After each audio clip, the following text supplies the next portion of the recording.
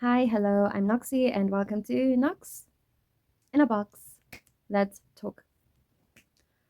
I was just thinking that our relationship with God is like a parent's relationship to a toddler.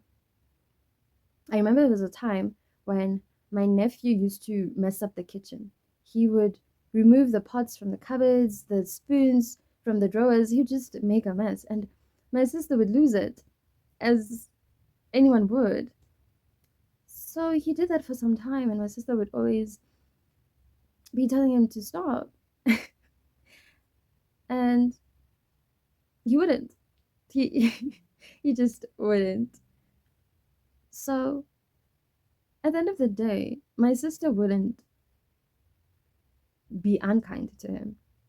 She wouldn't say, because you didn't listen to me regarding not making a mess of the kitchen, you're not getting dinner. She wouldn't do that. And I feel that is God's view when we sin, or when we fall, rather, let me say that. When we fall, there is some things you say to yourself, like, oh Lord, I'm not going to drink again, or I'm not going to lie again, I'm not going to do this. Whatever is on your heart to just pull away from, that your flesh just keeps wanting, and then we give into that temptation, it feels like, yeah, the world's most disappointing child. It feels ugh, like you're the prodigal son, unworthy, undeserving, just, yeah.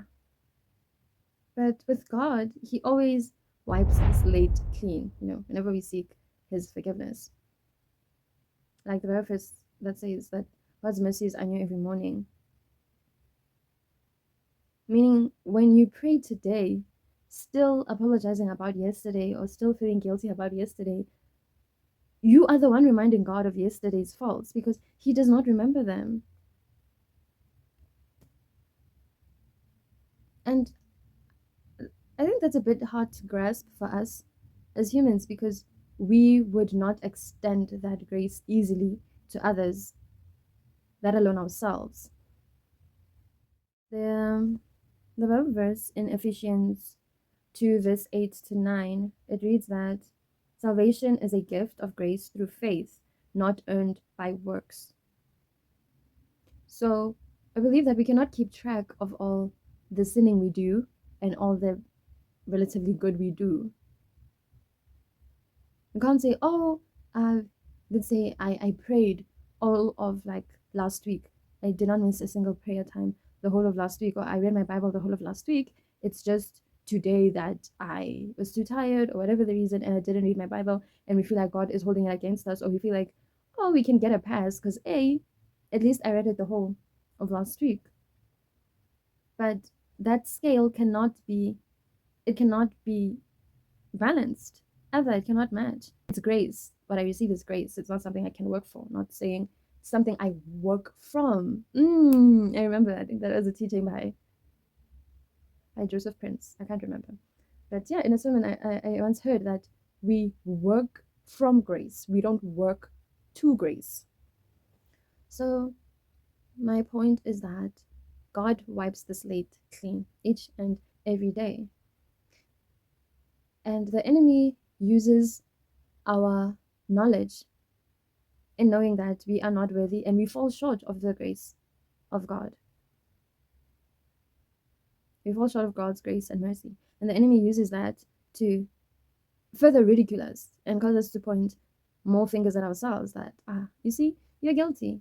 You don't deserve the good things that you have because you're not that good of a person and this and that and whatever the case may be. But 2 Corinthians 12 verse 9 says that God's grace is sufficient, especially in times of weakness.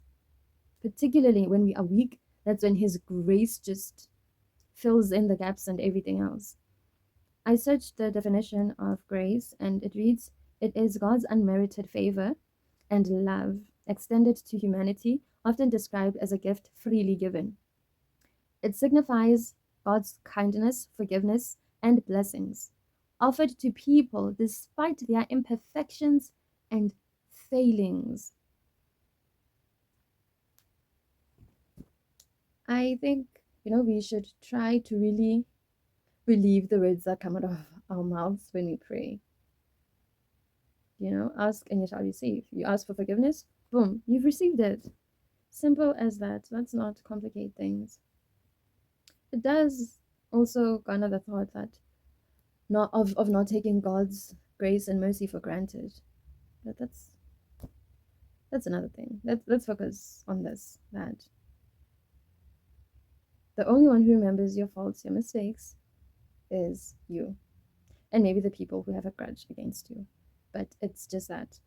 It's not God. You don't have to be ashamed to come into the Father's throne room because you sinned 2 hours ago. I once heard that you should fail towards God, not away, something like that. Like when you fall, it's not time for you to be shameful, like to feel ashamed and run away from God, but rather run to God because you've fallen. Because if you run away from Him, you're just going to end up running to sin.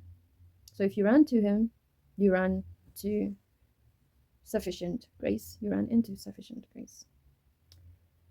Yeah, that's my 2 cents for this week. Okay, bye.